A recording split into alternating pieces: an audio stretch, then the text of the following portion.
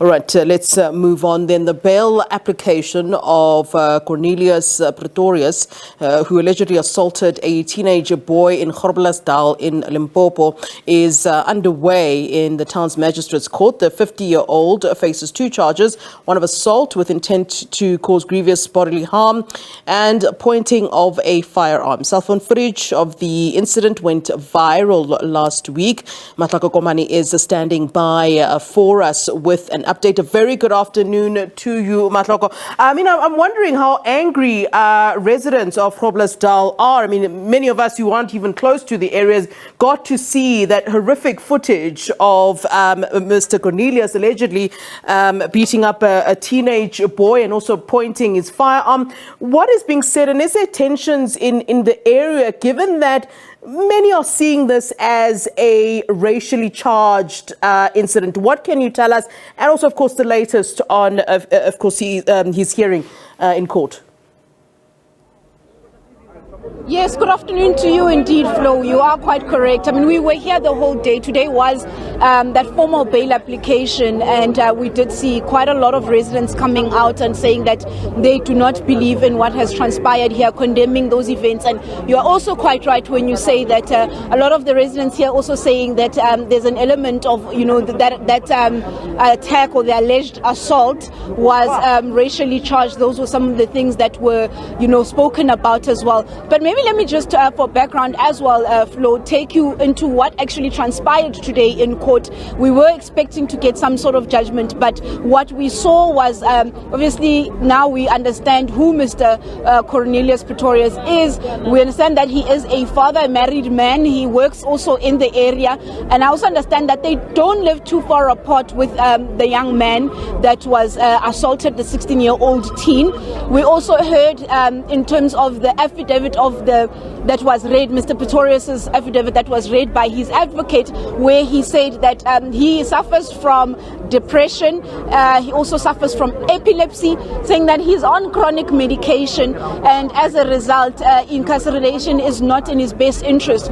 Also stating that ballistic reports would take up to 6 or 8 months before they, police are able to provide that report. So it was in the best in his interest that Mr. Pretorius be released, but also saying that he holds no personal grudge against the young man. But also we saw the defense also interrogating the investigating officer in this matter, saying that they felt that he had not done a thorough job because he did take the stand when the state, when the state spoke its case, or rather argued its case, saying that they were opposing bail. It was not in the best interest of society to have Mr. Cornelius Pretorius out on the streets. But we also saw, quite a showing in terms of the numbers that came out here. We saw the EFF as well as the ANC. I mean, it was quite packed. It's still quite packed here on the streets for the whole day. We saw people singing and the chanting that were happening. People saying that, also, let me just also from an economic perspective speak about what this case has done. When you drive into Groblersdal, most of the shops have been closed. Business hasn't really been going on in this particular town. But inside court, we also saw the family of this young man. We saw his mother was there. She was flanked by the executive mayor of Sekhukhune, Ms. Julia Matebe. She's been here since the beginning, but maybe let me bring her in and ask her, because we are also, it will be a good opportunity for us to get an idea of what is it that has since happened. She's also been supporting the family, in contact with the family. Executive Mayor, thank you so much for talking to us. Can you tell us what is the state of this family, and more especially the 16-year-old child?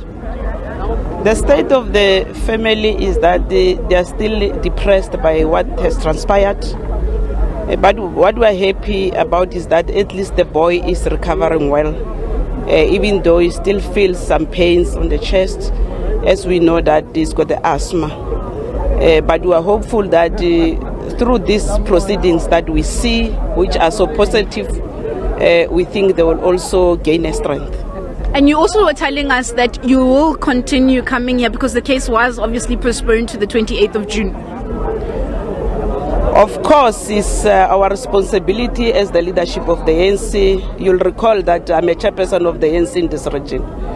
I'm mobilizing together with my collective the community across the region to come and support this case, as we are so disappointed about what has been done by Kori. And you also said that you didn't want him to get bail. How are your feelings having sat through the court proceedings today? We are quite impressed about the outcome of the court today, because this is what we're hoping that it must happen.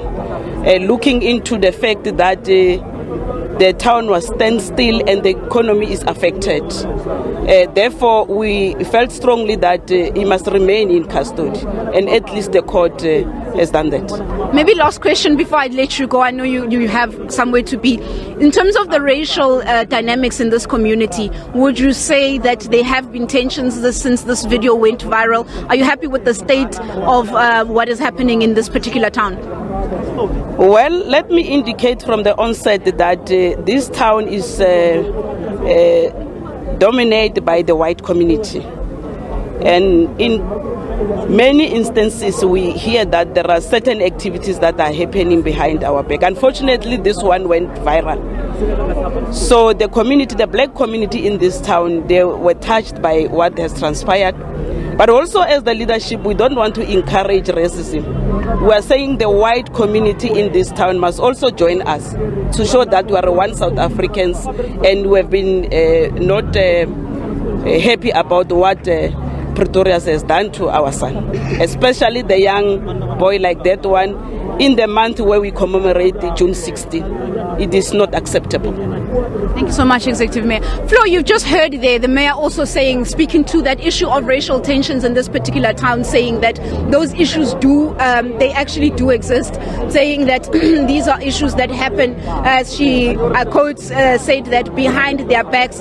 But today we saw quite a big showing in terms of people that were here that had been singing from the morning up until close roughly 3 o'clock this afternoon, where the case was postponed to the 28th of June, where we are hoping to get that verdict as to whether the court will grant the wishes of Mr. Pretorius, which is to, as he said, that he would be able to pay 20,000 rand bail. That was the amount that was spoken of by his advocate or his legal representation.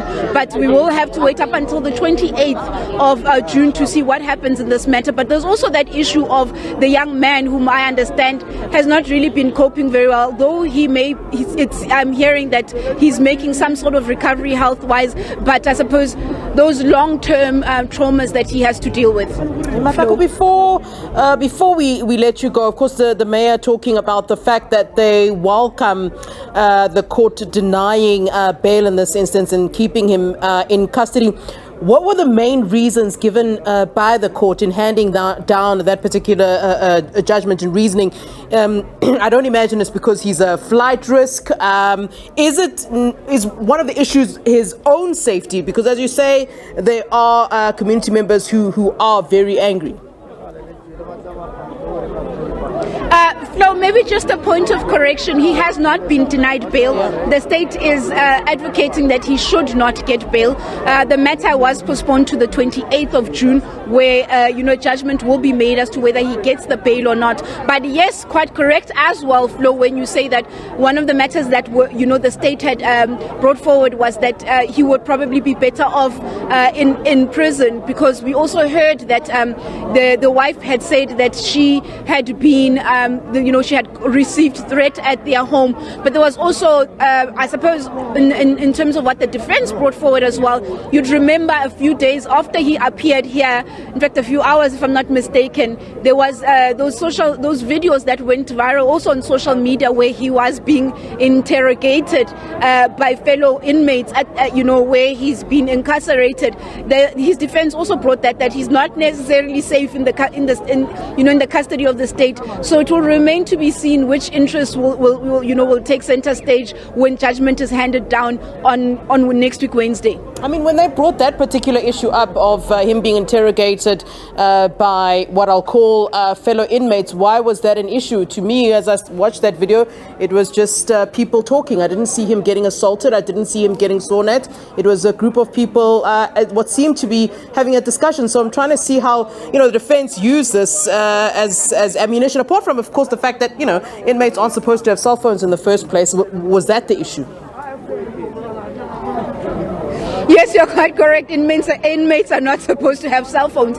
But when Cornelius's legal team spoke, they said that he was actually, an assault had taken place. It was not necessarily, we don't have that particular video. Perhaps this will be one of the things that they may. In fact, I don't know how they will bring it forward because we haven't seen that particular footage of the assault taking place. But he had said that he had been assaulted, hence he was later removed and taken to a single cell, as opposed to a communal cell. All right, senior reporter Mahlako Komane for us in Groblersdal this afternoon. But of course, we are hearing that there is postponement on the issue of the bail application. The mayor saying that, of course, they would welcome the issue of bail being denied, but a number of issues being raised on both sides about why he should or should not be getting a bail. So that's what's happening at the moment there in Groblersdal. Cornelius Pretorius, who assaulted a teenage boy there. Of course, that video having gone viral on social media.